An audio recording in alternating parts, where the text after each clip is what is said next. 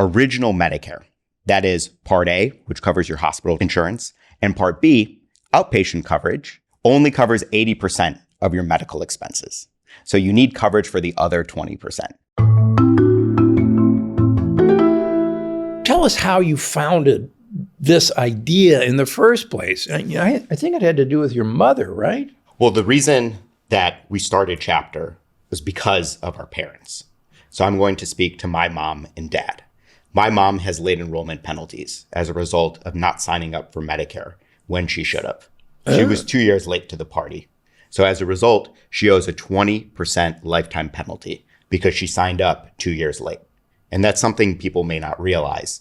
If you don't sign up on time, you may owe a late enrollment penalty. And it's totally avoidable so long as you know what you need to know before you start Medicare. I don't recall somebody telling me that, boy, I better sign up at 65 or I'm in trouble.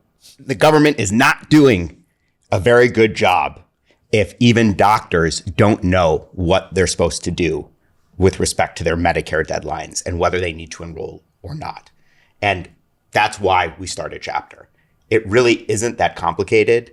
In a one-on-one consultation, our advisors will tell you everything that you need to know, including whether you need to sign up for Medicare in the first place. Some people don't. For example, if you're still working or you're on your spouse's insurance, right, then you may not need to sign up. And we'll give you what you need to know and then how to action it. We'll help you get your red, white, and blue card. It takes less than 5 minutes to do online. So I do have a number of patients who maybe the husband is still working, but the wife is retired or vice versa. And whoever is still working is still on the employer's plan. And they're over 65. If they're still on their employer's plan, can they get on Medicare without a penalty after they come off their employer's plan? The short answer is yes. It's the rule of 20. As long as the employer has 20 or more employees, then they don't need to start Medicare. Instead, when they're ready to retire, that'll be when we help them go to Medicare. Same thing applies to their non-working spouse.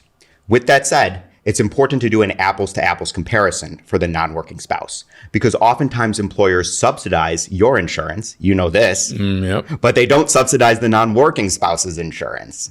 So they might be paying an arm and a leg for something that they can get more affordably through Medicare. And they've paid into the system already. So if it's a better deal to start Medicare, they should transition to Medicare. It's great insurance. Would I, as an employee, know whether my employer has more than 20 employees? Yes, you would know whether the employer has 20 or more employees. Someone in the company, even if it's a small company, should be able to answer that question. I see this all the time. I see this in advertising. I see so many of my patients trapped in what they've been told is a great Medicare plan. I see it advertised on TV literally constantly. I have a bias that I probably won't talk about certain advantage programs. So I see a number of my patients who they're doing all the right things. That's why they're seeing me. But even people who are doing the right things often end up with a health problem that needs a referral to a specialist. And lo and behold, that comes to finding a specialist and they realize that they're trapped in a system where they can't go to the specialist that I think they should go to or somebody else smarter than me thinks they should go to because they signed up for a system that pigeonholes them into, no, this is the only way you're going to be served. How do you guys help people figure that out? You raised a number of important points. I want to unpack them. The first thing is that original Medicare, that is Part A, which covers your hospital insurance, and Part B, outpatient coverage, only covers 80% of your medical expenses. So you need coverage for the other 20%. So what do people do to cover the other 20%? Well, they only have two options. The one that's advertised on television, which is Medicare Advantage. And Medicare Advantage, as you mentioned, has a lot of trade-offs because it's a replacement for original Medicare administered by a private insurance company and subject to that private insurance company's terms and conditions, including network restrictions. It is managed care. It limits your choice of doctor. It limits your freedom. And you may need to get your doctor's permit. You may need to get the insurance company's sign off in order to get the procedures that you need. The other option is Medicare Supplement, which is also known as Medigap. This sits on top of original Medicare, and it covers the 20% that you'd otherwise owe out of pocket. It's more comprehensive and more flexible. It does come at a higher cost commonly than Medicare Advantage. There's a higher monthly premium. So those are the two options, and that's what we help people address every day at Chapter. So when somebody picks up the phone and calls this Medicare Advantage number that's being advertised, you're basically, correct me if I'm wrong, talking to a salesperson who is selling. That's right. Right? That's right. Not only if you call the insurance company, you're talking to a salesperson who's captive Right. to that insurance company. Correct. They're only offering you that insurance company's offerings. Correct. That insurance company's offerings might not cover the doctors, the specialists that you want to see, the hospitals that you want to go to. It might not cover your prescriptions affordably. It might not meet your priorities. As you mentioned, there's this whole other type of coverage, Medicare Supplement. Are they helping you choose Medicare Supplement versus Medicare Advantage, or are they only offering you a subset of Medicare Advantage plans? What people need to realize is if you are going to go the Medicare Advantage route, there's hundreds of insurance companies offering thousands of plans, and those plans vary zip code by zip code across the US. So if you want an exhaustive search of all your options, the only company that has a platform that marries your 3Ps, your providers, your prescriptions, your priorities, to the plan that's best suited for your needs is Chapter. There's a lot of commercials for travel companies, and they say, you should have gone through Trivago because we compare the various prices of hotels and plus, and we'll find you the best price. We're not trying to sell you a hotel. We're a service that sorts out, okay, who's got the best price and who's got the best features for your dollar. So you guys are not trying to sell somebody on a plan. Is that correct? It's not about selling anything. Instead, it's about taking a personalized approach. Right. So an airline search engine doesn't really do it justice because you're just buying a seat on a plane. It's a flying bus. That's not true of your healthcare. This is true. What matters for your healthcare, what doctors do you want to see? What institutions do you want to go to? Cedars-Sinai, Mayo Clinic, MD Anderson in Texas really matters. Right. What prescriptions do you take, brand name or generic? And then what are your priorities? Do you own a second home? Do your grandchildren live in a different state? Do you plan to travel internationally in your golden years? All of this matters for choosing what type of coverage you ought to be on. And it's that personalized one-on-one approach that's so critical, which isn't something that these airline search engines are offering. Very true. When somebody's calling the number for Medicare Advantage, you're right. You're only talking to the salesperson for that company. And my father was executive vice president of Mutual of Omaha Insurance, so I know insurance. And that's all they're doing is selling their particular company's plan. And it sounds wonderful because you get free dental and free eye care and free everything. Mm-hmm. And it sounds great, but nobody reads the fine print that, well, for all this free stuff, you're losing a lot of stuff. Is that correct? Yes. What you're referring to are the goodies that Medicare Advantage plans advertise. So if we go back to our framework, Medicare Supplement sits on top of original Medicare and covers the 20% of medical expenses. Medicare Advantage is a replacement for original Medicare. And to entice people to sign up for it, they offer things that original Medicare doesn't cover, like dental, vision, and hearing, over-the-counter benefits. The list goes on. So that's what Medicare Advantage plans tend to focus on. What they don't focus on is how the plan covers your doctors, your specialists, your prescriptions. That's not what they tend to highlight. Instead, they're highlighting the goodies, But those goodies come at a tremendous cost. Those goodies tend to be much more lucrative for the insurance company, right? If you only go to the dentist and get 2 cleanings per year, it is advisable to pay out of pocket for those cleanings rather than to have a trade-off in terms of the doctors that you can see. That's my 2 cents. So how aware are people when they're getting this pitch that a lot of their flexibility in finding hospitals, physicians, has been taken away from them? What people may not realize is that this is highly consequential. In 46 states, you have a one-time opportunity to sign up for Medicare Supplement without questions about your health history. And something as common as type 2 diabetes and hypertension, which affects about 30 to 35% of the senior population, Yep. can be a non-starter once you're outside that 6-month window in 46 states. So when you first start Medicare, it is really important that you know what your options are. And the good news is that there's, broadly speaking, 2 options: Medicare Supplement or Medicare Advantage. For Medicare Supplement, though, you are time restricted in the vast majority of states as to when you can obtain it, unless you have a guaranteed issue right, which are few and far between. How do you guys, first of all, do you say, well, you're going to pay us a lot of money to figure this out for you because I'm an attorney and I like making money? But I don't practice law because the wheels of justice turn slowly. And in the law, you're only helping one person at a time. True. With Medicare, there are 73 million people already on Medicare. And there's over 11,000 people turning 65 every day. Yeah. So the pace at which we can help people is so much greater being involved in Medicare than practicing law. Take me through it. How do you navigate somebody telling them their choices? So here's how we do it. Let's use you, for example. Dr. Gundry, I want to go over your 3 Ps. Your providers, the doctors that you see, your prescriptions, your list of medications, brand name, generic, dosage, what pharmacy you like to go to, and your priorities, what's important to you. And so then we have a 20 to 30 minute conversation about those 3 Ps. It all starts there.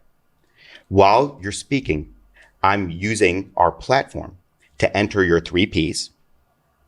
And it has a list of every insurance company and every plan available in your zip code. We're here in Southern California. And then it provides a short list of options for us to discuss. You literally go, here's what they offer. Here's what is probably going to work for you. Here's, but you get options. So this is very different than, what I see on TV. It's time to get Medicare and call this number because, boy, are there all these free goodies. And you're just talking to that one provider, whether it's Mutual of Omaha, whether it's United Healthcare, whether it's Humana, you name it. Whatever number you call, you're not getting that individualized breakdown, right? Well, people are bombarded by unsolicited mailers, spam text messages, phone calls, nonstop. And it starts when they turn 64 and a half. But what people should know is that even if you didn't have the chance to review all your options, it's not set it and forget it. You can still take action and do something about it. We might even be able to help you make an adjustment now. So if you haven't reviewed your coverage, it's really important to see how we can help.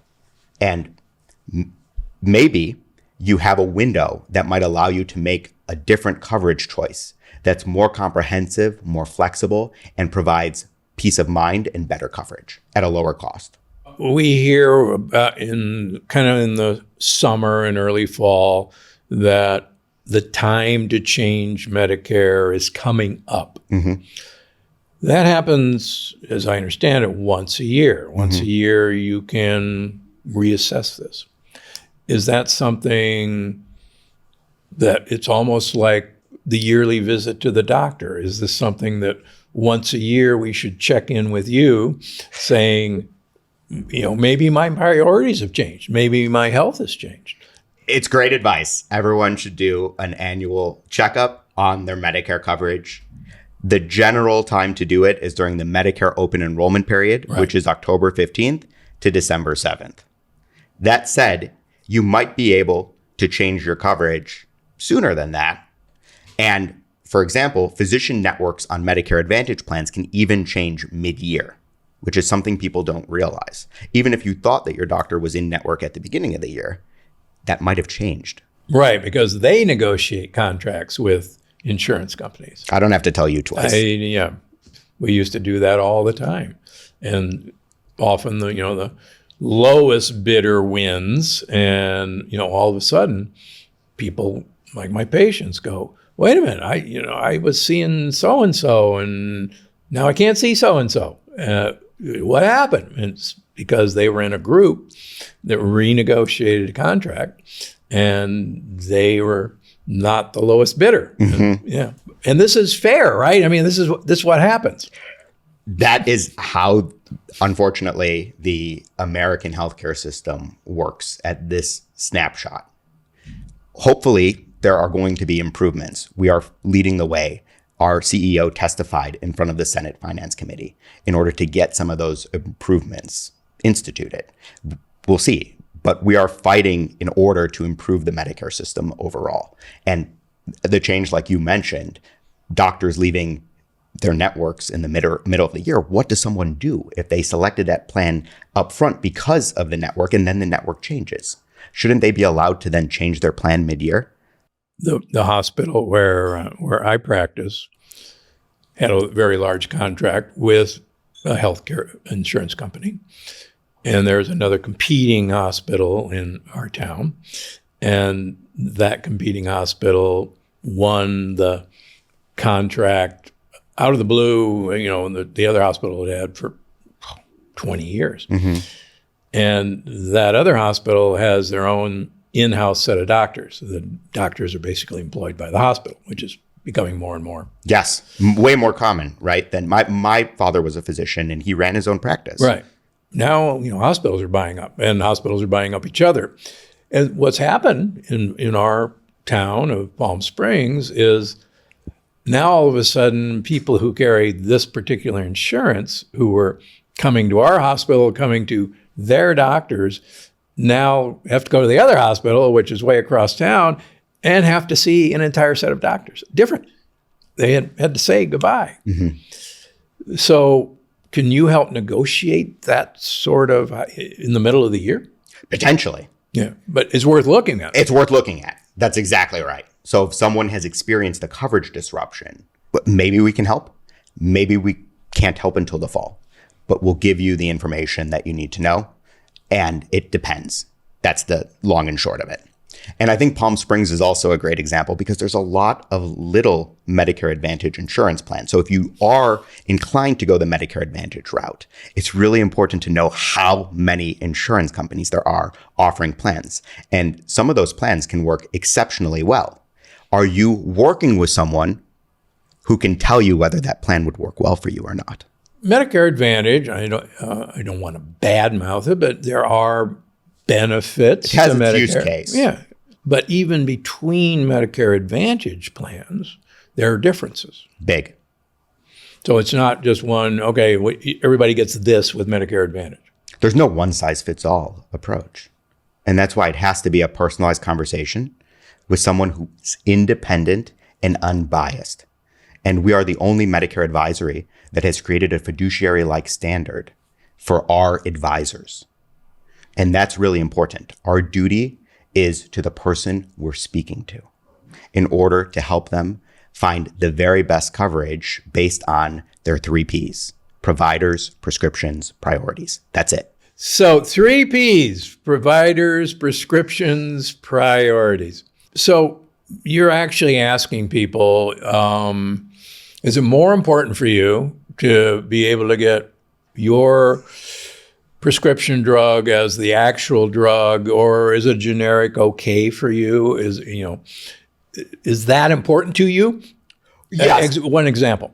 That's not our call, though. That's their doctor's call.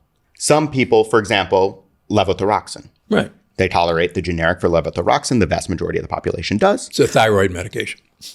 Oh, thank you. Yep. We're in the weeds here. Okay.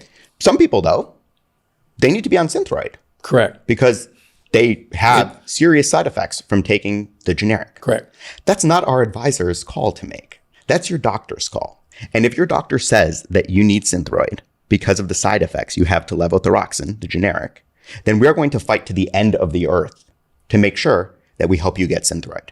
How do we do that, though? All right. How do you do that? We do it by not only having an advisor that fights for you, but also a member advocate, which is your first line of defense for any hiccups that happen during the course of the year. So, for example, you need a brand name medication like Synthroid.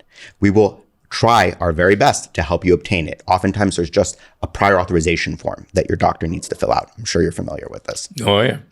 All right. So we get that form filled out. We get it back to the insurance company. Oftentimes, that's good enough. Sometimes it becomes a more prolonged battle. And we are fighting for you every step of the way. You get a claims invoice you don't understand. These are written in hieroglyphics. They're hard to decipher. Our member advocate team will help unpack it for you. You lose your insurance card. We'll help you get a replacement. All of these are things that our member advocate team is designed to assist you with. And so it's not a one and done relationship. You reach out to your advisor, your chapter advisor, you reach out to the chapter member advocate team, and we will help make sure that you are getting the most out of your Medicare coverage. Now, I think for anyone listening or watching, this is a really important point because insurance companies, God bless them, want to throw everything in your path to getting the things you need or your doctors want you to have. And so a lot of times I'll want a test on a patient, which maybe costs a lot of money. And it'll be denied by the insurance company, but we're allowed to request a hearing, if you will. And we'll submit, no, here's why you have to do it. And then let's say you have to talk with one of our physicians. The problem is, I'm very busy. Most doctors are very busy. The staff has to track down the physician that the insurance company wants you to talk to. That physician is very busy, and I'm very busy. And what they're planning, what they know you'll do, is after 4 or 5 attempts to get this call, you'll give up. And it happens all the time. So what you're saying is you will be the person who keeps pushing that button. That's exactly right. We have the playbook on how to fight back, and we will fight to make sure that what someone's doctor says someone needs, we help them obtain to the best of our abilities. Let me tell you, as a practicing physician, it's a big deal because I understand insurance companies want to make money, and I understand they want to save money. But they do it in ways of, questioning a physician who most of the time is ordering a test because he really wants to get that information. We don't do it just for fun. Hey, let's get a CAT scan on your brain. What Exactly. Do you say? So this may be the most important point we've heard today, that you've got an advocate that fills in for when I or my staff are getting roadblocks. Right, and we liaison with the insurance coordinator at the physician's practice. And we keep the trains on time, so we don't lose track of where you are in the appeal or grievance process. So that way you can access the care that your physician thinks you need. Why does the insurance company get a veto over that? Believe it or not, we try not to order frivolous tests. Shocker. It's the patient's busy, the physician's busy. Yeah, that's the last thing I want to know. Hey, what a cool test. Let's order that. No, we order a test to get information. And a lot of times the insurance company, and some of these tests are expensive. And no doubt. And insurance company says, "Ooh, that hits the bottom line." And to be clear, there has been fraud, waste, and abuse in the Medicare system. Oh, yes. That is not what you and I are talking about right now. Though. Right. We're not talking about, I don't, but many physicians own ancillary services, whether it's a physical therapy service, whether it's a radiology service. And where a lot of the fraud and abuse comes from is the physician. The wound bandages exactly. and the durable medical equipment sometimes can be rife with abuse. Correct. There's We're been not a number. talking about that. We're talking about legitimate tests that people need or services that people need, right? All right, this is great. So any last thoughts you want to add on this conversation to help our audience? Just going back to what we were discussing, we discussed a lot about people who are approaching Medicare. Right. There are many people in your audience that we can help today. Many people who are viewing this are already on Medicare.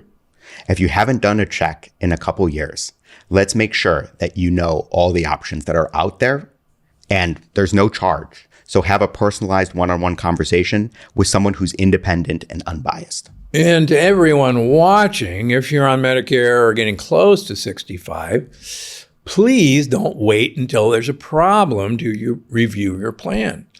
You know, I brought Ari on as I feel that this is actually a real solution to a real problem that I see with my patients. So, you know, Chapter can help you. Compare your options for free, and we'll put the link in the description below. Now, Ari, we usually have an audience question. We're going to open up the audience question to you. Anything on your mind you'd like to ask me before we go? Yes, I heard you actually used to drink Diet Coke. I am, unfortunately, a Diet Coke addict. So was I. We're talking maybe 4 cans a day. I was 8. Wow. 8 a day. You have me beat. Yeah. So why'd you give it up? So number one, it is addictive. There's several reasons why it's addictive. One is you and I don't have sugar receptors on our tongue. We have sweet receptors. We also have sweet receptors in our intestinal lining, believe it or not. Really? We do. And long ago, the only sweet things were fruit and honey that we would ever eat. And these receptors were looking for sweet, not sugar. Obviously, it was sugar. So when our tongue tastes sweet, it sends a message to our brain that sugar is being ingested. The brain says, okay, I've got to handle sugar, and I'm going to squirt out some insulin out of the pancreas to handle that sugar, to sell it to the muscles, to get it ready for my brain. And when that happens and sugar doesn't arrive, your blood sugar actually goes down, and your brain goes, what the heck? I didn't get any sugar. I've been cheated. You've been cheated. Go find some more. And keep doing it. That makes sense. So you overeat. You overeat. And it's been shown over and over again that this is a very powerful stimulus to overeat. That's why I was running 30 miles a week, going to the gym 1 hour a day, and I was 70 pounds overweight. And it was like, what the heck? You know, I was called a Clydesdale runner. What's a Clydesdale runner? A Clydesdale runner is a big fat guy who runs. Oh my gosh. Seriously, there was a club, you know, the Clydesdales. And there's also the Hash House Harriers in the running community. These are drinkers with a running problem. So that's number one. Number two, we now know that the sweeteners in Diet Coke kill off the microbiome, your good bacteria, and it replaces them with bad bacteria. And that's been my research for the last 20 years. So it's, in my humble opinion, not a good idea. But it's very addictive. I was just on a show yesterday with an actress who had a Diet Coke addiction. And you know, we were just chatting about that. She said, oh, it's real. I said, tell me it's real. It's real. It's real. Yeah. So wean off. Wean off. How's that?